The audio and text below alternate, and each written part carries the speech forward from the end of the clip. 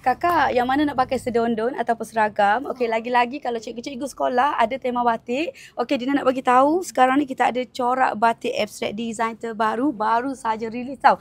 Yang ni kita ada 5 pilihan warna, kain dia bidang 45, corak dia penuh tak berkaki. Ada 5 pilihan warna, color dia color soft-soft tau. Dia sama sebiji macam color-color batik canting tau. Okey, so Dina nak tunjuk dekat you all. Kalau you all nak yang macam kita orang pakai ni satu set sekali dengan tudung sakura yang ni tudung sakura. Okey, siapa nak satu set sekali dengan tudung sakura pun boleh sayang. Tapi you all kena laju tau sebab stok dia tak banyak. Okey, nak matching set-set dengan tudung pun boleh. Okey, so jom Dina close up color yang available. Dia ada 5 pilihan warna macam kita orang pakai ni adalah warna ash blue. Okey, so color kedua yang ni color dia adalah color grey. Okey, lepas tu yang ni warna teal blue. Yang ni pula warna kuning lemak ketam tau you all. Color dia sangat soft, sangat cantik tau. Okey, lepas tu yang ni pula dia punya color. Yang ni dia punya color sayang. Color dia adalah color nude. And the last one adalah warna ash blue. Okay. Siapa nak satu set dengan tudung pun boleh. Nak yang berdiamond pun boleh. Tanpa diamond pun boleh.